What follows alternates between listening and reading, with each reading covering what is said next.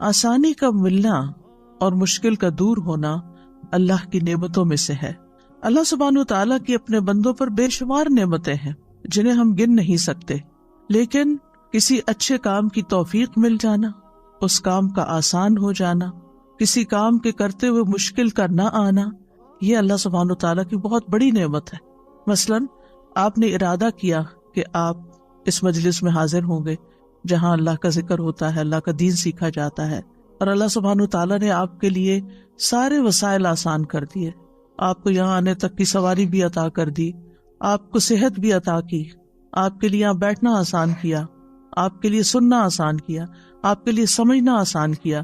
یہ سب کچھ اللہ تعالیٰ کی توفیق سے ہے، کیونکہ کتنے ہی لوگ ایسے ہیں جو اس وقت ایسے کتنے ہی نیکی کے کام رمضان میں چاہتے ہوں گے، لیکن وہ ہسپتالوں میں ہیں، وہ کسی ایسی مشکل کا شکار ہے کہ وہ یہاں تک پہنچ ہی نہیں سکتے، یا یہ کہ ان کے دل میں خواہش بھی نہیں پیدا ہوتی، کسی نیکی کے کام میں شریک ہونے کی خواہش پیدا ہونا، یہ بھی اللہ تعالیٰ کی بہت بڑی رحمت اور بہت بڑی نعمت ہے۔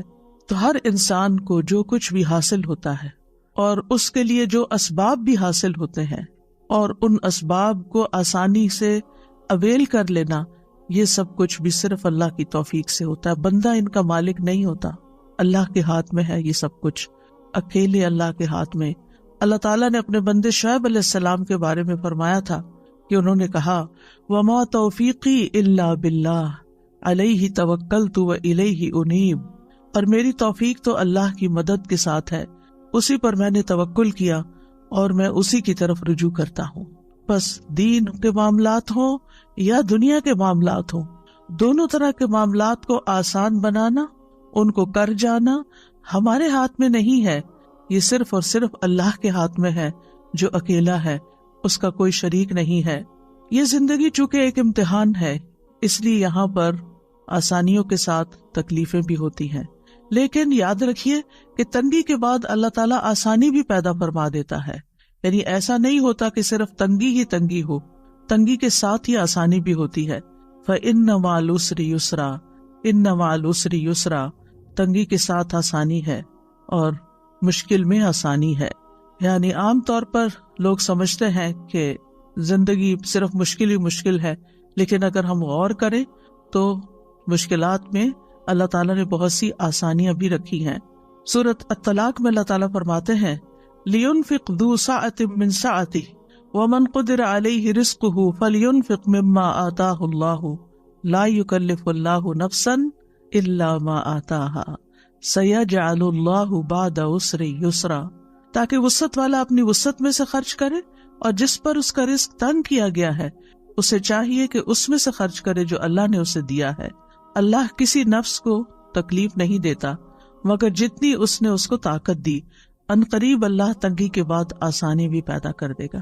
سورۃ الطلاق کی یہ آیت جو ہے یہ طلاق کے معاملات سے متعلق ہے، یعنی عام طور پر جب کوئی گھر ٹوٹتا ہے تو بہت مشکل پیش آتی ہے، اور اس وقت انسان سمجھتا ہے کہ دنیا اندھیر ہو گئی ہے، لیکن اللہ تعالیٰ کا وعدہ کیا ہے سَيَجْعَلُ اللَّهُ بَعْدَ عُسْرٍ يُسْرًا، کہ تنگی تو ہے، اس وقت مشکل تو ہے، پریشانی تو ہے، لیکن اللہ تعالیٰ اس کے بعد آسانی بھی لے آئے گا۔ اسی طرح پیغمبروں کے اوپر جب حالات بہت تنگ ہوئے، ان کی زندگیاں بہت مشکل میں آ گئیں، تو سورۃ یوسف میں آتا ہے حَتَّى إِذَا اسْتَيْأَسَ الرُّسُلُ وَظَنُّوا أَنَّهُمْ قَدْ كُذِبُوا جَاءَهُمْ نَصْرُنَا فَنُجِّيَ مَن نَّشَاءُ، یہاں تک کہ جب رسول نا امید ہونے لگے، یعنی رسولوں پر بھی اتنی زیادہ مشکلات آئی کہ ان کو یہ محسوس ہونے لگا کہ اب اس کے بعد کوئی رستہ نہیں نکلے گا، تو کیا ہوا؟ لوگوں نے سمجھا کہ ان کے ساتھ جھوٹ بولا گیا ہے کہ تمہارے لیے آسانیاں ہوگی اور کامیابیاں ہوگی، تو ان رسولوں کے پاس ہماری مدد آ گئی کہ جسے ہم نے چاہا عذاب سے بچا لیا۔ اسی طرح جب قحط پڑتا ہے، خشک سالی ہوتی ہے، تو لوگ نا امید ہونے لگتے ہیں کہ یکایک اللہ تعالیٰ رحمت کی ہوائیں بھیج دیتا ہے اور بادل امڑ آتے ہیں، بارشیں ہوتی ہیں، ہریالی ہو جاتی ہے، اور تنگی کے بعد آسانی پیدا ہو جاتی ہے۔ تو یہ اس دنیا کا اصول ہے کہ کبھی تنگی ہے اور کبھی آسانی ہے، کبھی رات ہے اور کبھی دن ہے، رات کے بعد دن آتا ہے اور دن کے بعد رات بھی آتی ہے۔ تو جو شخص اس حقیقت کو سمجھ جاتا ہے کہ دن کے ساتھ رات بھی ہے، تو وہ اپنے مشکل وقت کو بہت آسانی سے کاٹ لیتا ہے، کیونکہ اس کو یہ معلوم ہے کہ اس رات کو ختم ہونا ہے۔ یہ کیفیت یا یہ حالات جو اس وقت پیدا ہوئے ہوئے ہیں، یہ ٹھیک ہو جائیں گے۔ اس سلسلے میں آج ہم نے قرآنی دعا کا انتخاب کیا ہے سورۃ الکہف کی آیت نمبر 10 سے۔ اللہ سبحانہ وتعالیٰ فرماتے ہیں ربنا آتنا من لدنك رحمة وهيئ لنا من أمرنا رشدا۔ اس آیت کے بیک گراؤنڈ میں اللہ تعالیٰ فرماتے ہیں، اس سے پہلے کیا آپ نے سمجھا کہ غار اور کتبے والے ہماری عجیب نشانیوں میں سے تھے؟ جب ان نوجوانوں نے غار کی طرف پناہ لی تو کہنے لگے، اے ہمارے رب، ہمیں اپنے پاس سے رحمت عطا کر اور ہمارے لیے ہمارے معاملے میں رہنمائی مہیا فرما۔ ان آیات میں اللہ سبحانہ تعالیٰ نے اصحاب کہف کا قصہ بیان کیا ہے۔ یہ کچھ نوجوان مسلمان تھے، ان کے ساتھ ان کا ایک کتا بھی تھا۔ ان کے ملک کا بادشاہ بت پرست تھا اور لوگوں کو مجبور کرتا تھا کہ سب بت پرست بن جائیں، تو جو لوگ نہیں مانتے تھے ان کے لیے وہ زندگی مشکل کر دیتا، انہیں سخت سزا دیتا۔ تو ان نوجوانوں نے اپنے دین اور ایمان کی حفاظت کی خاطر ہجرت کی، اپنا شہر چھوڑ دیا اور ایک غار میں جا کر پناہ لی، اور پھر اللہ تعالیٰ سے دعا کی کہ اے ہمارے رب، ہمیں اپنے پاس سے یعنی محض اپنے فضل اور اپنی جناب سے کوئی بھی رحمت جو تو چاہے ہمیں عطا فرما۔ جیسے موسیٰ علیہ السلام نے عرض کیا تھا، ربی انی لما انزلت الی من خیر فقیر، تو اسی طرح ان نوجوانوں نے بھی اللہ سبحانہ تعالیٰ سے دعا کی کہ یا رب تو ہمارے لیے ہمارے معاملے میں آسانی پیدا کر دے۔ لہٰذا ان کی دعا قبول کر لی گئی، ان کے کانوں پہ ایک پردہ ڈال دیا گیا جس کی وجہ سے غار کے باہر کی آوازیں ان تک نہیں پہنچتی تھی، اور انہیں اللہ تعالیٰ نے ایسا سکون عطا فرمایا کہ لمبی نیند سلا دیا، اور اس طرح انہیں ان کے دشمنوں کے خوف سے اور ان کی پریشانی سے نجات عطا کر کے اطمینان نصیب کیا۔ تو اس واقعے میں ہمارے لیے ایک بہت بڑا سبق ہے کہ جب انسان مشکل وقت میں اللہ سبحانہ تعالیٰ کی طرف رجوع کرتا ہے تو اللہ تعالیٰ اس کے لیے آسانی پیدا کر دیتے ہیں۔ مشکل یہ ہے کہ جب ہمیں کوئی تکلیف ہوتی ہے تو ہم انسانوں کی طرف دیکھتے ہیں کہ شاید یہ ہمارا مسئلہ حل کر دیں، لیکن انسان تو خود ہماری طرح محتاج ہے۔ یا ایھا الناس انتم الفقراء الی اللہ واللہ ھو الغنی الحمید، اللہ غنی اور حمید ہے، سارے وسائل اس کے پاس ہیں، وہ قابل تعریف ہے اور وہی مشکلات کو آسان کر سکتا ہے۔ لہٰذا اصحاب کہف نے مشکل سے بچنے کے لیے سب سے اہم سبب اور سب سے اہم وسیلے کو پکڑا، اور وہ کیا تھا کہ اللہ سبحانہ تعالیٰ کی بارگاہ میں عاجزی، اللہ تعالیٰ سے خوب خوب دعائیں کرنا اور دعاؤں کے ساتھ اللہ کی پناہ لینا۔ ربنا آتنا من لدنک رحمہ، اے ہمارے رب تو ہمیں اپنے پاس سے رحمت عطا فرما۔ اور جب انسان صرف اللہ سبحانہ تعالیٰ کی رحمت سے امید لگاتا ہے تو اللہ سبحانہ تعالیٰ اس کی مدد ضرور کرتا ہے، کیونکہ اللہ تعالیٰ دیکھتا ہے کہ میرا بندہ اس وقت اب کرتا کیا ہے۔ اصل میں کوئی بھی مشکل جو آتی ہے ہماری زندگی میں وہ ہمیں کچھ نہ کچھ سکھا جاتی ہے، اور ہمیں اس امتحان سے گزار کر ہمارے درجات کو بلند کرنے کا ذریعہ بنتی ہے۔ انسان اس کے ذریعے میچورٹی کے لیول پہ پہنچتا ہے، آگے بڑھتا ہے۔ انسان اپنی عبادت کے ذریعے بھی آگے بڑھتا ہے، لیکن مشکلات پر صبر کر کے، مشکلات کو برداشت کر کے، اس کی حکمت اور اس کے اندر کے جوہر جو ہوتے ہیں وہ باہر نکل آتے ہیں، اور جن چیزوں کی طرف اور جن عبادات کی طرف وہ توجہ نہیں کر رہا ہوتا، اور اللہ تعالیٰ چاہتا ہے کہ بندہ ان عبادات کی طرف توجہ کرے، تو مشکل وقت میں انسان پھر جب اللہ کی طرف رجوع کرتا ہے تو اللہ تعالیٰ اس کے لیے رہنمائی میسر کر دیتا ہے۔ اور پھر خاص طور پر آپ دیکھیں کہ ان نوجوانوں کا جو قصہ ہے یہ ہمیں بتاتا ہے کہ ان نوجوانوں کو اللہ تعالیٰ نے ایسی سمجھ دی تھی کہ عین جوانی کے عالم میں انہوں نے اتنی پیاری دعا مانگی کہ ربنا آتنا من لدنک رحمہ، اور کہا جاتا ہے کہ وہاں کے اشرافیہ تھے، ایلیٹ گھرانوں کے بچے تھے، انہوں نے کوئی دنیاوی وسائل اختیار نہیں کیے کہ بادشاہ تک اپروچ کریں اور پھر اپنے آپ کو بچائیں، انہوں نے بادشاہوں کے بادشاہ کو اپروچ کیا، یعنی اللہ رب العزت سے دعا کی، اور پھر جب رحمت آ جاتی ہے نا اللہ تعالیٰ کی، ہر چیز مل جاتی، لہٰذا اس رحمت کے ذریعے ان کا کھانا پینا، امن و اطمینان، دشمنوں کے خوف سے دوری، سبھی کچھ ان کو میسر آ گیا۔ اور وہ کہاں پر تھے؟ غار میں تھے۔ غار میں کوئی کھانا نہیں ہوتا، غار میں کوئی ٹھنڈا کمرہ نہیں ایسا ہوتا کہ اگر گرمی ہے یا کوئی پریشانی اور تکلیف ہے تو وہاں کوئی لائٹ ہوگی. آپ دن میں تو غار میں جا کے پھر بھی بیٹھ سکتے ہیں، لیکن آپ کو یہ پتا ابھی رات آنی ہے اور کوئی کیڑا مکوڑا اور کوئی سانپ بچھو بھی آ سکتا ہے. جیسے نبی صلی اللہ علیہ وسلم جب غار ثور میں پناہ لیے ہوئے تھے تو حضرت ابوبکر نے جس سوراخ میں پاؤں رکھا وہاں سے ایک سانپ نے ان کو یا بچھو نے کاٹ لیا تھا، تو اس وقت ان کے آنسو نکلنے لگے تھے. حالانکہ وہ اللہ کے راستے میں تھے، لیکن یہ جو مخلوقات ہیں ان کا شر تو اپنی جگہ موجود ہے. تو اس وقت بھی انہوں نے اف تک نہیں کی اور کوئی شکوہ شکایت نہیں کی. تو یہاں پر آپ دیکھیں کہ ان بچوں نے بھی غار کی طرف پناہ لی اور دعائیں اللہ تعالیٰ سے کی، جس کے نتیجے میں اللہ تعالیٰ نے ان کی دین و دنیا دونوں کی اصلاح کر دی. یعنی شرک میں پڑنے سے بھی بچ گئے اور اس کے ساتھ ساتھ اللہ تعالیٰ نے ان کو ایک نمونہ بنا دیا. اور رشد کہتے ہیں سیدھے راستے کی طرف ہدایت حاصل کرنا اور اس میں قائم رہنا، یعنی ہدایت مل بھی جانا اور پھر ہدایت پہ قائم رہنا، اور یہ الغی کی اپوزٹ ہوتا ہے. تو بہرحال انہوں نے ایسے اسباب اختیار کیے جو ان کی دعا کی قبولیت کا سبب بنے، اور وہ یہ کہ انہوں نے کسی انسان پہ بھروسہ نہیں کیا، نہ اپنی ذات پہ بھروسہ کیا، نہ کسی اور مخلوق پہ بھروسہ کیا، بلکہ عاجزی اور انکساری کے ساتھ اللہ تعالیٰ سے اپنے معاملات کی آسانی کا سوال کرتے رہے. اور کوشش کے بعد اللہ پہ جب بھروسہ کیا اور دعا مانگی تو اللہ تعالیٰ نے دعا قبول کر لی. 3 چیزیں نظر آتی ہیں: کوشش، اعتماد، بھروسہ، یقین اور دعا. اور اللہ تعالیٰ نے مشکل آسان کر دی. مشکلات کیوں آتی ہیں؟ اگر دیکھا جائے تو یہ دنیا کی زندگی اٹ سیلف ایک آزمائش ہے. اللہ تعالیٰ فرماتے ہیں ام حسبتم ان تدخلوا الجنۃ ولما یعلم اللہ الذین جاہدوا منکم ویعلم الصابرین. کیا تم سمجھتے ہو کہ تم یوں ہی جنت میں داخل ہو جاؤ گے، یعنی بغیر کسی مشکل سے گزرے ایسے ہی جنت میں چلے جاؤ گے؟ حالانکہ ابھی تو اللہ نے تم میں سے ان لوگوں کو جانا ہی نہیں جنہوں نے جہاد کیا، اور نہ ان کو جو صبر کرنے والے ہیں. یعنی اللہ کی راہ میں جد و جہد کرنے والے اور صبر کرنے والے، ابھی اللہ نے ان کو جانچا پرکھا نہیں. یعنی ان کی آزمائش ہونی ہے، ابھی ان کی پرکھ ہونی ہے کہ کون مشکل آنے پر اللہ کے راستے میں جد و جہد کو جاری رکھتا ہے اور کون اس مشکل پر صبر کرتا ہے. یعنی مشکل ہماری سچائی کو پرکھنے کے لیے آتی ہے کہ ہم کسی کاز میں کتنے سچے ہیں. اور ویسے بھی اس زندگی میں امتحانوں کا آنا لازمی ہے.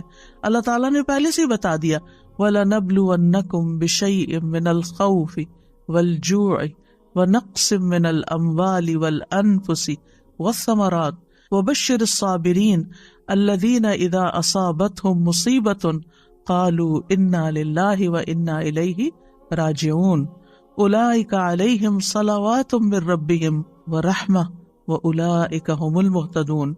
اور ہم یقیناً تمہیں خوف اور بھوک اور مالوں اور جانوں اور پھلوں کی کمی میں سے کسی نہ کسی چیز کے ساتھ ضرور آزمائیں گے. یعنی اس دنیا پر پائے جانے والے ہر انسان کی آزمائش ضرور ہوگی. یعنی اس امتحان کے لیے وہ تیار رہے، ان میں سے کسی نہ کسی چیز سے، چاہے ایک ہو یا ایک سے زیادہ. پھر فرمایا ہم نے ان لوگوں کی آزمائش کی جو ان سے پہلے تھے، سو اللہ ہر صورت میں ان لوگوں کو جان لے گا جنہوں نے سچ کہا اور ان کو بھی جو جھوٹے ہیں.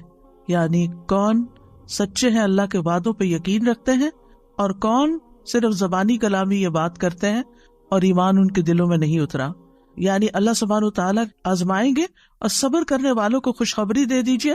وہ لوگ جب انہیں کوئی مصیبت آتی ہے تو وہ کہتے ہیں بے شک ہم اللہ کے لیے اور بے شک ہم اسی کی طرف لوٹ کے جانے والے. یہ وہ لوگ ہیں جن پر ان کے رب کی طرف سے کئی مہربانیاں اور بڑی رحمت ہے، اور یہی لوگ ہدایت پانے والے. تو اس سے پتہ یہ چلتا ہے کہ انسان کو جب کوئی مصیبت آتی ہے تو پھر انسان کے 2 رویے ہوتے ہیں. ایک یہ کہ اللہ تعالیٰ سے دور ہو جائے، اللہ تعالیٰ سے ناراض ہو جائے، اور ایک رویہ یہ ہے کہ انسان اللہ ہی کی طرف پلٹے اور اللہ سبحانہ وتعالیٰ سے مدد مانگے. اور مدد مانگنے والوں کے لیے اللہ تعالیٰ کی مدد آ جاتی ہے، ان پر ان کے رب کی طرف سے صلوات یعنی مہربانیاں نازل ہوتی ہیں اور رحمت نازل ہوتی ہے. یعنی طرح طرح کے وینیوز کھلتے ہیں ان کے لیے خیر اور بھلائی کے. یعنی ایک مشکل ضرور آتی ہے لیکن ان مع العسر یسرا، اس مشکل کے ساتھ آسانی بھی ہوتی ہے، اور وہ آسانیاں انسان کو بعض اوقات نظر نہیں آتی، محسوس نہیں ہوتی، لیکن اگر انسان اللہ کا یہ وعدہ جان لے کہ یرید اللہ بکم اليسر ولا یرید بکم العسر، اللہ تعالیٰ تمہیں تنگ نہیں کرنا چاہتا، اللہ تعالیٰ دراصل تمہارے لیے آسانی چاہتا ہے، لیکن آسانی مشکل کے ساتھ آتی ہے۔ مثال کے طور پر آپ دیکھیں، آج کل آپ نے روزے رکھے ہوئے، آپ کو مشکل تو ہے، یعنی ایسے وقت میں کھانا پڑتا ہے جب آپ کھاتے نہیں ہیں، وہ کھانا مشکل ہوتا ہے، ایسے وقت میں جاگنا پڑتا ہے جب آپ جاگتے نہیں، آپ کو سونا ہوتا ہے اور آپ کو جاگنا پڑتا ہے، آپ کا جب کھانے کو دل چاہتا ہے، سب کچھ ہوتے ہوئے بھی آپ کھا نہیں سکتے، یعنی طرح طرح کی روزے کے ساتھ مشقتیں وابستہ ہیں، لیکن آسانی کتنی، سارا دن کچن صاف ستھرا ہے، کتنا کام کم ہو گیا، حیران ہوتی ہوں کہ کتنا ٹائم بچ گیا، کتنی ایفرٹ بچ گئی، اور اس کے ساتھ انسان کا اپنا وجود جو ہلکا پھلکا ہے، جب اس کو فکر ہی نہیں، نہ کھانے کی فکر ہے نہ پینے کی فکر ہے، جب دھیان ہی ہٹا ہوا ہے اس طرف سے، تو پھر اس کی توجہ، اس کا فوکس کسی اور چیز کی طرف، پھر جب کم کھاتا ہے تو جسم ایکٹیو ضرور ہوتا ہے، اور اس ایکٹیونیس کی وجہ سے انسان کا چلنا پھرنا، سانس لینا اور بہت سے کام کاج کرنا بہت آسان ہو جاتا ہے۔ پھر اس کے ساتھ یہ کہ عبادت کی جو لذت نصیب ہوتی، قرآن پڑھنے کی، دعا کرنے کی، اللہ سبحانہ وتعالیٰ کا ذکر کرنے کی، تسبیح کرنے کی، وہ بھرے پیٹ تو ہوتی نہیں۔ پھر اسی طرح انسان اگر کچھ سیکھتا یا سکھاتا ہے تو وہ بھی اس کے لیے آسان ہو جاتا ہے، اور دل میں ایک سکون کی اور راحت کی جو کیفیت ہوتی ہے وہ بھی ناقابل بیان ہے۔ تو ایک آپ نے منہ ہی بند کیا نا، کھانا بھی نہیں چھوڑا ہے، یا تھوڑی سی نیند قربان کی ہے، لیکن کتنی آسانیاں ہیں ساتھ، اگر انسان ان کے اوپر غور کرے، ان کی طرف توجہ کرے۔ رسول اللہ صلی اللہ علیہ وسلم نے فرمایا تھا، ان ھذا الدین یسر، یہ دین آسان ہے۔ یعنی ہم سمجھتے دین میں بہت مشکلات ہیں، لیکن جہاں جہاں ہمیں جس حکم پر عمل کرتے ہوئے مشکل پیش آتی ہے، وہیں ساتھ آسانی بھی اللہ نے رکھی، اور اگر انسان اس حکم پر عمل نہیں کرتا تو بے شمار مشکلات اس کی زندگی میں پیدا ہو جاتی ہیں۔ اور فقہ میں ایک اصول ہے، المشقت تجلب التیسیر، مشقت آسانی لاتی ہے، مشقت آسانی لاتی۔ ایک اور اینگل سے، فقہ کے اینگل سے، مثلاً آپ بیمار ہو گئے، اب آپ وضو نہیں کر سکتے، آپ بیٹھے بیٹھے وہیں ہاتھ مار کے اپنا تیمم کر لیتے ہیں، آسانی آ گئی نا۔ وضو میں ایک مشقت تو بہرحال ہے، لیکن آپ کے لیے مشقت آئی تو اللہ نے ساتھ ہی آسانی بھی دے دی۔ آپ کھڑے نہیں ہو سکتے، طویل قیام نہیں کر سکتے، آپ بیٹھ کے نماز پڑھ لیں، آپ اشاروں سے نماز پڑھ لیں، آپ سے سارے کام کاج چھوٹ گئے، آپ بس ریسٹ کریں، لیٹیں، سوئیں، آرام کریں۔ لوگ آپ کو پوچھتے نہیں تھے، اب ہر کوئی آپ کا حال پوچھ رہا ہے۔ یعنی ایک بیماری کے ساتھ کتنی ساری اور چیزیں آ گئی کہ جو آپ کی زندگی میں پہلے نہیں تھی۔ تو المشقت تجلب التیسیر، مشقت، مشکل، پریشانی، تکلیف اپنے ساتھ آسانی بھی لاتی ہے۔ یعنی جب یہ کہا جاتا ہے نا دین آسان ہے، تو اس کا یہ مطلب نہیں کہ دین جو ہے وہ صرف آسانیوں کا مجموعہ ہے، مطلب یہ کہ اس کے جو احکامات ہیں ان پر چل کر انسان کو آسانی ملتی۔ اللہ کا وعدہ ہے، فَأَمَّا مَنْ أَعْطَى وَاتَّقَى وَصَدَّقَ بِالْحُسْنَى فَسَنُيَسِّرُهُ لِلْيُسْرَى، اس کے برعکس وَأَمَّا مَنْ بَخِلَ وَاسْتَغْنَى وَكَذَّبَ بِالْحُسْنَى فَسَنُيَسِّرُهُ لِلْعُسْرَى۔ تو تنگی کس طرف سے ملی اور آسانی کس طرف سے ملی؟ بس جس نے دیا، یعنی اللہ کے راستے میں دیا اور لوگوں کو آسانی دی، یعنی جو دینے والا ہاتھ ہے، دینے والا دل ہے، جو خرچ کرنے والا ہے، تو جس نے دیا اور اس نے تقوی بھی اختیار کیا، یعنی صرف خالص اللہ کے لیے دیا، صرف اللہ ہی کے لیے کیا جو کچھ کیا، اور اس نے بھلائی کو سچ مانا، ہر خیر کی بات جو اللہ کی طرف سے آئی اس پر یقین کر لیا، تو ہم اس کو آسان راستے کی سہولت دیں گے، اس کے لیے آسانیاں پیدا کر دیں گے، یعنی جس مشکل میں وہ ہے اس مشکل کو ختم کر دیں گے۔ اس کے برعکس جس نے بخل کیا، یعنی جو وہ دے رہا تھا اس کو روک لیا۔ بخل کیا ہے؟ دینے کا اپوزٹ، چاہے مال ہو، چاہے علم ہو، چاہے لوگوں کو مشورہ دینا ہو، چاہے لوگوں کی کاؤنسلنگ کرنی ہو، چاہے کسی کے ساتھ کسی بھی قسم کی بھلائی کرنی، کسی طرح کی مدد، خدمت، کچھ بھی۔ تو جو اپنے ان نیکیوں کو روک لیتا ہے، اما من بخلا واستغنی، اور بے پرواہ رہا، کسی کی پرواہ نہیں، بس میری جان پہ مشکل آئی ہے، صرف مجھے اپنی فکر ہے، اب میں سب سے بری ذمہ۔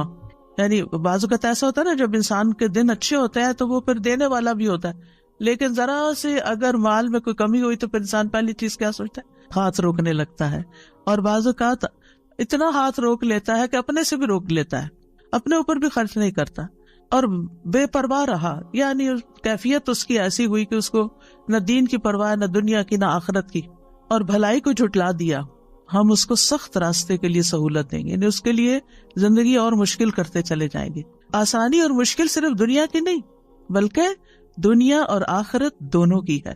بعض اوقات انسان بخل کرتا ہے، بعض اوقات انسان لوگوں کی پرواہ نہیں کرتا، دین کے احکامات کی پرواہ نہیں کرتا، اللہ کے حکم کی پرواہ نہیں کرتا اور بھلائی کی تصدیق نہیں کرتا، پھر بھی اس کے لیے دنیا میں بہت کچھ ہوتا ہے. تو وہ چند دن کی بات ہوتی ہے، پھر سب کچھ اس سے لے لیا جاتا ہے. پھر جب قبر میں جاتا ہے تو قبر تنگ کر دی جاتی ہے. فَسَنُيَسِّرُهُ لِلْعُسْرَى، قبر کی تنگی ہوتی ہے. حشر کے دن اٹھے گا تو وہاں کی تنگیاں ہوگی، پھر اس کے لیے تنگی ہی تنگی ہے آگے. اور ویسے بھی آپ دیکھیں، بخیل وہی ہوتا ہے جس کا دل گھٹا ہوا ہوتا ہے. اور اس سے بدترین کیفیت کیا ہو سکتی ہے کہ کسی کا دل ہی گھٹا ہوا ہو، کسی کا دل ہی چھوٹا ہو، کسی کا دل ہی خوف کا شکار رہتا ہو، کسی کا دل ہی بخل کا شکار رہتا ہو اور جبن کا شکار رہتا ہو. یہ سارے دل یا سینے کی کنسٹرکشن ہے کہ جس میں انسان کسی وقت خوش ہی نہیں ہوتا، اس کو ایک تکلیف اور ایک پریشانی ہر وقت لگی رہتی. جو دینے والا ہوتا ہے، جس کا ہاتھ کھلا ہوتا ہے نا، جس کی ہتھیلی کھلتی ہے، اس کا دل بھی کھلتا ہے، اس کو شرح صدر بھی ہوتا ہے. جو بانٹتا ہے اس کو ملتا ہے، جو دیتا ہے اس کے لیے وسعتیں پیدا ہو جاتی ہیں. یہ اللہ تعالیٰ کا وعدہ ہے. تو انسان کے مقابلے میں دینے والا بننا، اللہ کے مقابلے میں ڈرنے والا تقوی والا بننا، اور حق کے مقابلے میں اعتراف کرنے والا بننا، یہ آسانیاں لاتا ہے. اور دوسرا، انسان کے مقابلے میں روکنے والا، اللہ کے مقابلے میں سرکشی اور بے پرواہی کرنے والا، اور حق کے مقابلے میں انکار کرنے والا. ایسا شخص جو ہے پھر اللہ تعالیٰ اس کو تنگیوں میں ہی مبتلا کر دیتے ہیں. یعنی یہ غیر مومنانہ نفسیات ہے کہ انسان کا مزاج اس کو بدی کی طرف لے جائے، خیر سے روک دے، تواضع کی بجائے، ہمبلنس کی بجائے سرکشی اور بد اخلاقی اور بدتمیزی پر اکسا دے، اور پھر کسی کا حق دینے کی بجائے اس کا حق مارے، انصاف کی بجائے ظلم سے کام لے، کسی کی خوبی یا خیر کا اعتراف اکنالج کرنے کی بجائے اس کا انکار کرے. تو جو انسان اس طرح کا طریقہ اختیار کرتا ہے وہ آخر کار پھر بڑی مشکل کا شکار ہو جاتا ہے، اور وہ جہنم ہے. تو بہرحال اللہ تعالیٰ انسان کو خیر اور شر دونوں کے ساتھ آزماتا ہے. سورۃ الانبیاء میں ہے، کل نفس ذائقۃ الموت ونبلوکم بالشر والخیر فتنہ والینا ترجعون. ہر جاندار کو موت کا مزہ چکھنا ہے، اور ہم تمہیں اچھے اور برے دونوں طرح کے حالات میں آزماتے ہیں، اور بالآخر تمہیں ہماری طرف لوٹنا ہے. یعنی دنیا میں تمہارے اوپر دونوں طرح کے حالات آتے رہیں گے. لیکن جو تنگی اور تکلیف میں یقین کا پہلو اختیار کر لیتا ہے کہ اللہ تعالیٰ اس کو ضرور دور کرے گا، اللہ تعالیٰ اس کا درجہ بھی بلند کر دیتا ہے اور اس مشکل سے بھی اس کو نکالتا ہے، اس کو گناہوں سے بھی پاک صاف کر دیتا ہے. اور حقیقت یہ ہے کہ رسول اللہ صلی اللہ علیہ وسلم کا یہ فرمان جو صحیح بخاری میں انسان کو حیران کر دیتا ہے، یہ پہلے بھی میں پڑھ چکی ہوں، لیکن میں جب اس کو پڑھتی ہوں میں حیران ہو جاتی ہوں. اور وہ کیا ہے؟ مَن یُرِدِ اللَّهُ بِهِ خَیْرًا یُصِبْ مِنْهُ. اللہ جس کے ساتھ بھلائی کا ارادہ کرتا ہے اسے مصیبت میں مبتلا کر دیتا ہے. اللہ جس کے ساتھ بھلائی کا ارادہ کرتا ہے. اگر ہمیں کوئی مشکل پیش آتی ہے تو ہم کیا سمجھتے ہیں، یا کسی کے اوپر کوئی مشکل آتی ہے تو لوگ کیا سمجھنے لگتے ہیں؟ کوئی گناہ کیا ہوگا نا، کوئی غلطی کی ہوگی نا، اور اس کو گلٹ میں مبتلا کرتے ہیں. لیکن یہاں پر کیا بتایا جا رہا ہے، اور صحیح بخاری کی صحیح روایت ہے کہ اللہ تعالیٰ اسے کسی مصیبت میں مبتلا کر دیتے جس کے ساتھ اللہ بھلائی کا ارادہ کرتا ہے. تو اگر ہماری زندگی میں کوئی چھوٹی مصیبت ہے یا کوئی بڑی مصیبت ہے تو آپ سمجھے کہ اللہ سبحانہ وتعالیٰ ہمیں اپنے لیے اور خالص کرنا چاہتا ہے، اور مہذب بنانا چاہتا ہے، اور سنوارنا چاہتا ہے، جنت کے قابل بنانا چاہتا ہے. کیونکہ جنت میں غیر مہذب لوگ نہیں ہوں گے، وہ نہیں ہوں گے جن سے اللہ ناراض ہے یا جن سے اللہ خوش نہیں. تو یہ اللہ کی بندے سے محبت کی نشانی ہوتی ہے. یعنی جب آپ کو کوئی تکلیف ہو تو اس وقت پریشان ہونے کے بجائے مسکرانا شروع کر دیں اور سوچیں شاید اللہ تعالیٰ یہ آپ کی محبت ہے، میں اس پہ راضی ہوں. رضیت باللہ ربا وبالاسلام دینا وبمحمد نبیا. لیکن ہمیں ہمارے دین کے معاملے میں کسی آزمائش میں نہ ڈالنا. حضرت انس کہتے ہیں نبی صلی اللہ علیہ وسلم نے فرمایا، زیادہ ثواب بڑی آزمائش کے ساتھ ہوتا ہے. زیادہ ثواب بڑی آزمائش کے ساتھ. جب اللہ کسی قوم سے محبت کرتا ہے تو انہیں آزمائش میں مبتلا کرتا ہے. پس جو راضی ہو جائے اس کے لیے رضا ہے، اور جو ناراض ہو اس کے لیے ناراضگی مقدر ہو جاتی ہے. انبیاء تمام مخلوق سے زیادہ اللہ کے قریب ہوتے ہیں، اللہ کے پیارے ہوتے ہیں. وہ اللہ کے دین کی خاطر مشکلات اٹھاتے ہیں، جانی مالی اولاد کی طرف سے قوم کی طرف سے، اپنے پیاروں کی ہر طرف سے، لیکن ان کی زندگی میں جو تکلیف اور آزمائش آتی ہے وہ اللہ کی ناراضگی کی وجہ سے نہیں ہوتی، ان کے درجات کی بلندی کی وجہ سے ہوتی ہے۔ تمام انبیاء اذیت اور تکلیف سے گزرے، تمام کے تمام۔ نوح علیہ السلام کی مثال آپ کے سامنے، 950 سال قوم کو تبلیغ کی لیکن قوم نہیں مانی، بلکہ برا بھلا کہا، مارا پیٹا، خون ان کا نکالا، بے ہوش کر دیا، ہر طرح کی اذیت دی۔ ان کے بیٹے کی طرف سے آزمائش آئی، بیوی کی طرف سے آزمائش آئی، یعنی گھر میں بھی آزمائش اور باہر بھی آزمائش، باہر بھی کوئی بات سننے والا نہیں اور گھر میں بھی مشکل ہے۔ موسیٰ علیہ السلام کے لیے فرعون کی طرف سے آزمائش آئی، اور پھر کس طرح وہ ان کے ہاتھوں قتل ہو گیا اور ان کو اپنا ملک چھوڑنا پڑا اور ہجرت کرنی پڑی، اور پھر جو راستے میں تکلیفیں انہوں نے دیکھی۔ یعقوب علیہ السلام کی آزمائش یوسف علیہ السلام کی طرف سے آئی، بیٹے کی طرف سے آئی۔ یوسف علیہ السلام کی زندگی میں ایک نہیں کئی آزمائشیں آئیں، آپ سب جانتے ہیں، بالآخر جیل میں جا پہنچے۔ یعنی وہ تمام چیزیں جن سے انسان بچنا چاہتا ہے وہ سب ان کی زندگی میں ہوتی گئی، لیکن اللہ سبحانہ وتعالیٰ نے پھر انجام کیسا کیا۔ ایوب علیہ السلام کی آزمائش بیماری کی صورت میں آئی، لوط علیہ السلام کی مشکل جس قوم کی طرف بھیجے گئے ان کی طرف سے آئی، پھر بیوی کی طرف سے بھی آئی، گھر والوں کی طرف سے آئی کہ وہ نہیں ایمان لائیں یا اس طرح ساتھ نہیں دیا اپنے شوہر کا جیسے دینا چاہیے تھا۔ اور نبی صلی اللہ علیہ وسلم کے لیے سب سے مشکل ترین دن کون سا تھا؟ طائف والا دن، پھر احد والا دن، پھر حنین والا دن، خندق میں آپ دیکھیے کتنی مشکل ہے، یعنی ساری جنگیں ہی مشکل تھی، کوئی بھی آسان نہیں تھی۔ پھر گھر میں بھی آپ دیکھیں ساری اولاد سوائے حضرت فاطمہ کے فوت ہو گئی، اور پھر آپ پہ تو بچپن سے ہی مشکلات تھی، یتیم پیدا ہوئے، باپ کی شکل نہیں دیکھی، چھوٹی سی عمر معصوم بچے تھے کہ والدہ بھی فوت ہو گئی۔ یعنی کوئی آزمائش کی قسم آپ دیکھیں کہ جسے آپ آزمائش کہیں اور وہ آپ پر نہ آئی۔ آپ جس سے محبت کرتے تھے، اپنے چچا جنہوں نے ہر معاملے میں ساتھ دیا، وہ ایمان نہیں لائے، اتنی تکلیف ہوئی ہوگی ان کو، کس دکھ اور کس کرب سے گزرے ہوں گے کہ وہ چچا جو ہر جگہ سپورٹ کر رہے ہیں وہ بات نہیں مان رہے، ایمان نہیں لا رہے۔ یعنی کون سا دکھ ہے، کون سا درد ہے، کون سی تکلیف۔ اور اس عام الحزن میں حضرت خدیجہ کی وفات ہو جاتی ہے جب آپ کو سب سے زیادہ سپورٹ کی ضرورت ہے۔ طائف کی طرف جاتے ہیں تو وہاں آپ دیکھیں کیسا سلوک کیا جاتا ہے، یعنی کوئی ایک تکلیف ہے لیکن آپ اس کے ساتھ ساتھ اللہ تعالیٰ کے محبوب ترین مقرب ترین بندے ہیں۔ پھر آپ کی ازواج پر بھی مشکلات آئیں، حضرت عائشہ پر جو مشکل آئی، جس طرح ان پر الزام لگایا گیا اور کس طرح انہوں نے صبر کیا، اور پھر کس طرح بالکل جب حالات تنگ ہو گئے، آخری وقت میں نہ والدہ کوئی حمایت کر رہی تھی اور نہ ہی والد کی طرف سے کوئی پیار کے کلمات ملے اور نہ ہی نبی صلی اللہ علیہ وسلم کی طرف سے کوئی بہت حوصلہ افزائی ملی، یوں لگتا تھا جیسے تکلیف کی شدت میں حواس کھو بیٹھی ہیں۔ اور وہ کہنے لگی میں اپنی اور آپ لوگوں کی مثال یوسف کے والد کے سوا نہیں پاتی۔ ان کو نام بھی بھول گیا حضرت یعقوب کا اس وقت، یعنی سخت پریشانی کے عالم میں، جب انہوں نے کہا تھا فصبر جمیل واللہ المستعان علی ما تصفون، صبر بہتر ہے اور اللہ ہی میرا مددگار ہے ان سب باتوں میں جو تم بیان کر رہے۔ پھر کیا ہوا؟ پھر اللہ نے آسمان سے وحی اتاری جو قیامت تک پڑھی جاتی رہے گی۔ وہ تکلیف کی حالت تو ختم ہو گئی، وہ آزمائش تو چلی گئی، لیکن جو نعمت ملی وہ ہمیشہ کے لیے اس قدر عزت افزائی۔ اور پھر آپ دیکھیے کہ پچھلی امتوں پر بھی بڑی آزمائشیں آئیں۔ اللہ تعالیٰ فرماتے ام حسبتم ان تدخلوا الجنۃ ولما یأتکم مثل الذین خلوا من قبلکم مستهم البأساء والضراء وزلزلوا حتى يقول الرسول والذین آمنوا معه متى نصر اللہ الا ان نصر اللہ قریب۔ کیا تم نے سمجھ رکھا ہے تم یوں ہی جنت میں چلے جاؤ گے؟ یعنی ہم میں سے ہر شخص جنت کا سوال کرتا ہے، جنت مانگتا ہے، جبکہ ابھی تمہیں اس جیسی تکلیف تو پیش ہی نہیں آئی جو تم سے پہلے لوگوں پر گزری۔ یعنی اگر دیکھا جائے تو ہم نے اپنے ایمان اور دین میں ایسی کوئی مشکل نہیں دیکھی۔ ٹھیک ہے مشکلات چھوٹی بڑی آتی رہی ہیں، لیکن یہ تکلیف ہے جو پہلے لوگوں پر ان کو سختیاں اور تکلیفیں پہنچی اور وہ ہلا مارے گئے، یہاں تک کہ رسول اور وہ لوگ جو ان کے ساتھ ایمان لائے تھے پکار اٹھے کب آئے گی اللہ کی مدد؟ سنو بے شک اللہ کی مدد قریب ہے۔ یعنی اللہ تعالیٰ آزماتا ضرور ہے لیکن مدد بھی اسی کی طرف سے آتی۔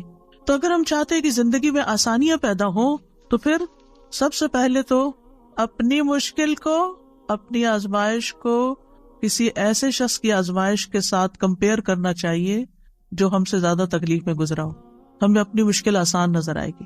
یعنی اگر ہمیں اپنی زندگی میں کوئی تکلیف نظر آتی ہے نا تو نبی صلی اللہ علیہ وسلم کی تکلیفوں کو یاد کر لیں. آپ کو لگے گا آپ جنت میں ہیں, آپ کو اپنی مشکل ہی نظر نہیں آئے گی. دوسری بات یہ کہ ایمان اور عمل صالح اللہ تعالیٰ کا وعدہ ہے, وَأَمَّا مَنْ آمَنَ وَعَمِلَ صَالِحًا فَلَهُ جَزَاءً الْحُسْنَى وَسَنَقُولُ لَهُ مِنْ أَمْرِنَا يُسْرًا.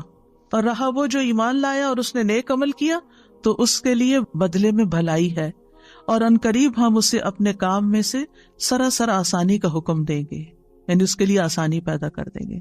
سورۃ نحل میں آتا ہے من عمل صالحا من ذکر او انثى وهو مؤمن فلنحيينه حیاتا طیبہ ولنجزینہم اجرہم باحسن ما كانوا يعملون. جو شخص بھی نیک عمل کرے, خواہ مرد ہو یا عورت کا الگ نام لیا گیا ہے, عام طور پر مرد کا ذکر کر کے عورت کو ساتھ ہی شامل کر دیا جاتا ہے. فرمایا جو نیک عمل کرے گا بشرطے کہ وہ مومن ہو, ہم اسے ضرور پاکیزہ زندگی بسر کرائیں گے, اس کو اچھی زندگی دیں گے, یعنی اس دنیا میں بھی اچھائی دیں گے, اور آخرت میں ان کے بہترین اعمال کے مطابق یعنی جس درجے کے عمل ہوں گے انہیں ان کا اجر عطا کریں گے. یہ اللہ کا وعدہ ہے, اور اللہ کا وعدہ کبھی بھی جھوٹا نہیں ہو سکتا, اللہ کا وعدہ ہمیشہ سچا ہی ہوتا ہے. ابن تیمیہ رحمہ اللہ کہتے ہیں اطاعت کا انجام دنیا اور آخرت کی سعادت اور بلائی ہے. وہ کہتے ہیں مخلوقات میں سے سب سے زیادہ خوش نصیب وہ ہے جو اللہ کی عبادت اور اطاعت میں سب سے بڑھ کے ہوتا ہے, سب سے آگے ہوتا ہے. وہ کہتے ہیں کہ بندے کی سعادت یہ ہے کہ اسے جس چیز کا حکم دیا گیا ہے وہ انجام دے, اور جس چیز سے منع کیا گیا ہے وہ چھوڑ دے, یعنی اللہ کا بندہ بن جائے. ابن قیم کہتے ہیں اللہ رب العالمین ارحم الراحمین, قدرت رکھنے والوں میں سب سے بڑا قدرت رکھنے والا ہے, اور اس کی سعادت صرف اس کی اطاعت سے حاصل ہو سکتی ہے. یعنی اگر آپ چاہتے ہیں کہ تکلیف دور ہو تو اطاعت کے کاموں میں اور زیادہ آگے بڑھیں, پیچھے نہ رہیں. کل ہی میری کسی سے بات ہو رہی تھی تو ریسنٹلی ان پہ کوئی تکلیف آ گئی, تو میں نے حال چال پوچھا تو کہنے لگے کہ پتہ ہی نہیں چل رہا کہ رمضان آیا. پریشانی نے ایسا دماغ کو گھما دیا ہے کہ رمضان کی جو روحانیت ہے وہ محسوس ہی نہیں ہو رہی. تو ہوتا یہ ہے کہ ایک آزمائش جب آتی ہے نا تو انسان کے دین کو خطرہ لاحق ہو جاتا ہے, دین میں اور پیچھے چلا جاتا ہے, دین کی روح نکل جاتی ہے. تو اللہ سبحانہ وتعالیٰ ایسی کسی مشکل میں نہ ڈالے کہ جب ہمارا دین کی چولیں ڈھیلی پڑنے لگی. میں نے ان سے کہا کہ آپ یہ دعا پڑھیں, کہنے لگے تو دعائیں بھول گئی ہیں کہ کون سی کس وقت پڑھتے ہیں. بعض اوقات انسان اتنا پریشان ہوتا ہے کہ اس کو اسی لیے فرمایا کہ والعصر ان الانسان لفی خسر الا الذین آمنوا وعملوا الصالحات وتواصوا بالحق وتواصوا بالصبر. تکلیف کے وقت ایک دوسرے کو حق اور صبر کی ضرورت ہوتی ہے. یعنی جب کوئی شخص کسی پریشانی میں ہو تو اس کو تنہا نہ چھوڑا جائے, بلکہ اس کو یاد دہانی کرائی جائے کہ اچھا اب یہ پڑھ لو, اب یہ پڑھ لو, اب یہ کر لو, اب یہ کر لو. پھر اس کے بعد یہ ہے, ابن قیم کہتے ہیں کہ اللہ کے وہ احکامات اور اس کا وہ حق جو اس نے اپنے بندوں پر واجب ٹھہرایا ہے, اور وہ شرعی احکامات جو اس نے ان کے لیے مشروع کیے ہیں, یہ آنکھوں کی ٹھنڈک ہے, دلوں کی لذت ہے, روح کی نعمتیں ہیں اور اس کی خوشیاں ہیں, اور اسی کے ساتھ روحوں کی سعادت ہے کہ انسان تکلیف کے وقت اور زیادہ اللہ کی عبادت کی طرف متوجہ ہو جائے. پھر ہے اللہ تعالیٰ کا تقوی اختیار کرنا, صرف اللہ سے ڈرنا. وَمَن يَتَّقِ اللَّهَ يَجْعَل لَّهُ مِنْ أَمْرِهِ يُسْرًا. جو اللہ سے ڈرے گا اللہ اس کے لیے اس کے کام میں آسانی پیدا کر دے گا, اللہ تعالیٰ اس کا کام آسان کر دیں گے. اس کا مطلب کیا ہے؟ اس کا مطلب یہ ہے کہ جب اللہ کا تقوی آئے گا نا, عموماً آپ دیکھیں کہ جو ہمیں تکلیف اور پریشانیاں ہوتی ہیں نا, یا مال کی طرف سے آتی ہیں, یا اولاد کی طرف سے آتی ہیں, یا باقی انسانوں کی طرف سے, چاہے کوئی بھی انسان ہو, اسپاؤز ہو یا کوئی فرینڈز ہو یا کوئی کلیگز ہو یا پارٹنرز ہو, یعنی کسی کی طرف سے بھی آ جاتی ہے. پھر جب تکلیف آتی ہے نا, سب سے پہلے تو اللہ تعالیٰ سے رابطہ کمزور, اس سے بدگمانی ہونے لگتی, میرے اوپر یہ کیوں مسئلہ آ گیا, باقی تو سب لوگ خوش ہیں. اب تقویٰ کیا کہتا ہے کہ نہیں, اللہ کی رضا پہ راضی ہونا ہے, تو انسان فوراً اپنے خیالات جھٹک کے واپس تقویٰ کی طرف لوٹتا ہے. پھر انسانوں کے ساتھ جب معاملہ ہوتا ہے تو انسان ایک دم غصے میں آ جاتا ہے اور برا بھلا کہنا شروع کر دیتا ہے. یعنی انسان کی مرضی کے خلاف جب کوئی چیز ہوتی ہے تو انسان مشتعل ہو جاتا ہے, مشتعل شعلے سے یعنی بھڑک اٹھتا ہے. پھر اس کی زبان پہ قابو نہیں رہتا, پھر اس کے جسٹس پہ قابو نہیں رہتا, یعنی اس کے جو سارے ایکشنز ہوتے ہیں وہ بالکل اللہ کی ناپسند کے ہو جاتے ہیں. اور بعض اوقات انسان ظلم کرنے لگتا ہے. کسی نے آپ کو ایک مارا نا تو آپ کا دل ٹھنڈا نہیں ہوتا جب تک آپ 2 نہ مار لیں. اب آپ نے اگر 2 ماری, ایک تو آپ کا بدلہ ہو گیا اور ایک آپ کے خلاف لکھا گیا, چاہے آپ اس وقت مصیبت میں اور رو رہے ہیں، لیکن آپ ظالم ہو گئے اب، اور ظلم جو ہے وہ قیامت کے دن کے اندھیرے ہوں۔ یعنی بعض اوقات کسی نے کوئی ایسی بات کہہ دی، ایک چھوٹی سی بات کہہ دی، اور ہم نے اس کو 10 سنا دی، ہم سوچتے ہیں ہم جیت گئے، ہمارا پلہ بھاری ہے۔ نہیں، آپ ہار گئے ہیں، آپ اللہ کے سامنے خسارے میں چلے گئے ہیں۔ آپ نے اپنی زبان کھول دی ہے، آپ ذلیل و رسوا ہو جائیں گے، کیونکہ زبان ہی انسان کو عزت کے مقام پہ پہنچاتی ہے، اور زبان ہی انسان کو ذلیل و خوار کرتی۔ اور اس کے نتیجے میں کیا ہوتا ہے، مثلا بزنس میں 2 شریک ہیں یا 2 پارٹنر، 2 کولیگز ہیں، اب اگر ان کے آپس میں کوئی انبن ہوئی ہے اور ایک دوسرے کو ذلیل کیا ہے، تو اس میں آپ دیکھیں کہ جتنے ان کے مل کے ترقی کرنے کے چانسز ہے، سارے چانسز ختم ہو گئے۔ اب وہ جو اکٹھا کام کر رہے تھے وہ الگ ہو گیا، وہ الگ ہوا تو کئی اور مسائل کھڑے ہو گئے۔ اسی طرح بہت سے لوگ جیسے ہسبینڈ وائف ہوتے ہیں، بہت کیسز میں دیکھا گیا ہے کہ جب غصے میں طلاق تک بات پہنچ گئی۔ مجھے اتنی حیرت ہوتی ہے، بیچاری خواتین بعض اوقات روتی ہوئی پوچھتی ہیں کہ چھوٹی سی بات تھی تو میرے ہسبینڈ نے یہ بول دیا، اب کیا طلاق ہو گئی ہے؟ یا وہ اگر یہ بھی کہہ دیتے نا کہ میں تمہیں چھوڑ دوں گا، تو وہ اس میں بھی پریشان ہوتی ہے کہ کہیں شاید ہمیں طلاق ہو گئی، کیونکہ ہمارے معاشرے میں جہالت ہے، ان کو پتہ ہی نہیں کہ کس لفظ سے طلاق ہوتی ہے، کس سے نہیں ہوتی۔ اور بعض لوگ پھر صرف گلٹ میں زندگی گزارتے رہتے، کیا پتا طلاق ہو چکی ہو، کیا پتا یہ ہو چکا ہو، وہ ہو چکا۔ ایسے میں خاص طور پر گھریلو معاملات میں اگر شوہر غصے میں ہے تو بیوی کو کیا چاہیے، خاموشی اختیار کر لے، جگہ بدل لے، آگے پیچھے ہو جائے، تاکہ جو شیطان نے آگ بھڑکائی ہے وہ ٹھنڈی ہو جائے۔ اور اسی طرح اگر بیوی غصے میں آ گئی ہے تو شوہر کو چاہیے کہ وہ گھر سے یا تو باہر چلا جائے یا کوئی اور کام شروع کر دے، کیونکہ بازو کا سامنے بھی ہوتا ہے تو پھر وہ ایک دوسرے کو بولتے کیوں نہیں، بولو تم بھی لڑو تاکہ اور میدان گرم ہو۔ تو اس سے پھر یہ ہے کہ معاملات مزید خراب، ایک دوسرے کی رسپیکٹ چلی جاتی، عزت چلی جاتی، محبت چلی جاتی ہے، یعنی دل دور ہونے لگتے ہیں۔ بعض اوقات لوگ قریب رہ رہے ہوتے ہیں اور ان کے دل دور ہو جاتے ہیں، اور وہ کسی اور کی وجہ سے نہیں ہوتے، وہ اپنی غلطی کی وجہ سے ہوتے ہیں۔ یعنی خود ہم ایسی حرکتیں کر جاتے ہیں کہ جس کی وجہ سے دوسروں کی نگاہوں میں گر جاتے ہیں۔ تو اس لیے بہت ضروری ہے کہ اللہ کا تقوی اختیار، صرف اللہ کا تقوی آتا ہے کہ جو بندے کو روک لیتا ہے، اس کی زبان کو روک لیتا ہے، اس کے ہاتھ کو روک لیتا ہے، اس کے کسی غلط ایکشن کو روک لیتا ہے۔ پھر اللہ تعالیٰ کا فرمان ہے وَمَن يَتَّقِ اللَّهَ يَجْعَل لَّهُ مَخْرَجًا، اور جو اللہ سے ڈرے گا اللہ اس کے لیے تنگی سے نکلنے کا رستہ بنا دے گا، اور یہ بھی تقوی کے ساتھ ہی ہے۔ ربیع ابن خثیم کہتے ہیں کہ یہ ہر اس کام سے نکلنے کا راستہ جو لوگوں پر تنگ ہو جائے، یعنی بند گلی سے راستہ نکل آئے گا۔ پھر یہ کہ مشکل حالات میں اللہ پر ہی توکل کرنا چاہیے۔ سورۃ طلاق میں آتا ہے وَمَن يَتَوَکَّلْ عَلَى اللَّهِ فَهُوَ حَسْبُهُ ان اللہ بالغ امرہ قد جعل اللہ لکل شیء قدرا، اور جو شخص اللہ پر بھروسہ کرے وہ اس کو کافی ہو جاتا ہے، یعنی اللہ پر ڈیپینڈ کرے، اللہ سے مدد مانگے، اللہ کی طرف رجوع کرے، اللہ اپنا کام پورا کر کے رہتا ہے۔ بلا شبہ اللہ نے ہر چیز کا ایک اندازہ مقرر کر رکھا ہے، ایک وقت مقرر ہے اس مشکل سے نکلنے کا۔ ابن رجب کہتے ہیں مصیبت کے ساتھ راحت اور تنگی کے ساتھ آسانی کے باریک رازوں میں سے ایک راز یہ ہے کہ جب مصیبت شدید اور بڑی ہو جائے تو بندہ مخلوق کی طرف مائل ہونے سے مایوس ہو جاتا ہے، بندوں سے مایوس ہو جاتا ہے، اس کا دل اللہ وحدہ کی طرف متوجہ ہو جاتا ہے، اور یہ اللہ پر بھروسے کی اصل حقیقت ہے، اور یہ ان سب چیزوں سے بڑی چیز ہے جو حاجات سے مطلوب ہے، کیونکہ جو اللہ پر توکل کرتا ہے اللہ اسے کافی ہو جاتا ہے۔ یعنی پہلے ہمیں لوگوں پہ بڑا مان ہوتا ہے، یہ کام کرے گا، یہ فلاں میرا ساتھ دے گا، فلاں بھی ہے، فلاں بھی، لیکن جب کوئی ساتھ نہیں دیتا تو پھر انسان بندوں سے مایوس ہو کے صرف اللہ کی طرف رجوع کرتا ہے، اللہ کا بن جاتا ہے۔ اور اللہ تعالیٰ ہم سے چاہتا بھی یہی ہے کہ ہم اس کے بندے بن جائیں، اسی پر بھروسہ کریں، اس کی طرف رجوع کریں، اس کے لیے خالص ہو جائیں، اپنی دعاؤں میں اور زیادہ اخلاص پیدا کر لیں۔ اور پھر آپ دیکھیں کہ جو اللہ سے حسن ظن رکھتا ہے اللہ سبحانہ و تعالیٰ اس کو مشکل سے نکال دیتا ہے۔ غار ثور میں جب حضرت ابوبکر پریشان ہو گئے تھے کہ دشمن تو سر پہ آ گئے ہیں، تو نبی صلی اللہ علیہ وسلم نے کیا فرمایا، لا تحزن ان اللہ معنا، غم نہ کرو اللہ ہمارے ساتھ ہے۔ اور یہ کہنے کی دیر تھی فانزل اللہ سکینتہ علیہ، اللہ نے اس پر اپنی سکینت نازل کر دی، وَأَيَّدَهُ بِجُنُودٍ لَمْ تَرَوْهَا، ایسے لشکروں سے مدد کی جو تم نہیں دیکھ رہے تھے، اور کفار نامراد پلٹ گئے۔ پھر یہ ہے کہ مشکل میں اپنی تمام حاجات صرف اللہ کے سامنے رکھنی چاہیے۔ رسول اللہ صلی اللہ علیہ وسلم نے فرمایا جسے انتہائی شدید حاجت آ پڑے اور اس نے اسے لوگوں پر پیش کر دیا تو اس کی حاجت دور نہ ہوگی، اور جس نے اللہ پہ پیش کیا عنقریب اللہ اسے بے پرواہ کر دے گا، یا تو جلد ہی موت آ جائے گی یا جلد غنی ہو جائے گا۔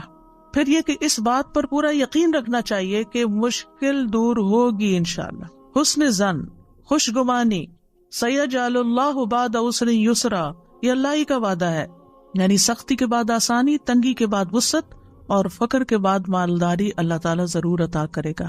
پھر آپ دیکھیے کہ یہ یقین کہ ہر تنگی کے ساتھ دو آسانی ہے، فَإِنَّ مَعَ الْعُسْرِ يُسْرًا، إِنَّ مَعَ الْعُسْرِ يُسْرًا، یعنی ہر مشکل کے ساتھ آسانی ہے، بے شک اسی مشکل کے ساتھ ایک اور آسانی ہے، یعنی مشکل بیچ میں اور آسانیاں دونوں طرف ہیں۔ نبی صلی اللہ علیہ وسلم نے فرمایا مدد صبر کے ساتھ ہے، کشادگی تنگی کے ساتھ ہے، بے شک ہر مشکل کے ساتھ ایک آسانی ہے، بے شک اسی مشکل کے ساتھ ایک اور آسانی ہے۔ ابن مسعود کہتے ہیں مشکل اگر کسی بل میں داخل ہو جائے، سوراخ میں، تو آسانی بھی آتی ہے، یہاں تک کہ وہ بھی اس کے ساتھ داخل ہو جاتی، یعنی اگر مشکل کہیں گھسی ہے آسانی بھی ساتھ گھس جائے گی۔ پھر یہ کہ کشادگی آنے تک جتنی دیر یا جتنے دن تنگی ہے، انسان زیادہ سے زیادہ اللہ تعالیٰ کی طرف رجوع کرے، اور اگر معاملات آسان نہیں ہو رہے تو اللہ تعالیٰ کو بلیم کرنے کی بجائے کہ اللہ تعالیٰ دعا نہیں سنتا، یا لوگوں کو بلیم کرنے کی بجائے کہ یہ میری مشکل کا سبب ہے، کیا کرے؟ خود کو ملامت کرے، میری عبادت میں کمی ہے، میری کوئی غلطی ہے، میری نافرمانی ہے، میری دعاؤں میں کمی ہے، میری دعائیں کمزور ہیں۔ انسان اپنے اندر کی غلطی کو تلاش کرے۔ ابن رجب کہتے ہیں جب مومن پر مشکلات کے دور ہونے میں دیر ہو جائے اور وہ بہت زیادہ دعائیں مانگ مانگ کر اور عاجزی کر کے مایوس ہو جائے اور دعا کی قبولیت کے آثار ظاہر ہی نہ ہوں، تو وہ اپنی ذات کی طرف رجوع کرے اور خود کو ملامت کرے، اپنے نفس کو کہے اے نفس یہ ساری مصیبت تیرے اپنی وجہ سے آئی ہے، اگر تیرے اندر کوئی خیر ہوتی تو تیری دعا قبول ہو جاتی۔ اور انسان کا اپنے نفس کو ملامت کرنا، یہ کہنا I was wrong, I am wrong، اللہ کو بہت سے نیک اعمال سے زیادہ محبوب ہے، کیونکہ لا الہ الا انت سبحانک انی کنت من، اللہ تعالیٰ میری غلطی ہے، آپ کا کوئی قصور نہیں، ساری بھلائی تیرے ہاتھ میں، سبحانک تو پاک ہے ہر نقص اور عیب سے، غلطی میرے اپنے اندر ہے، مجھے میری غلطیاں دکھا دے، مجھے ان پر توبہ کی توفیق دے دے، مجھے اصلاح کی توفیق دے دے۔ آدم علیہ السلام کی توبہ کیسے قبول ہوئی تھی، آسانی کیسے ہوئی تھی؟ ربنا ظلمنا انفسنا وَإِن لَّمْ تَغْفِرْ لَنَا وَتَرْحَمْنَا لَنَكُونَنَّ مِنَ الْخَاسِرِينَ۔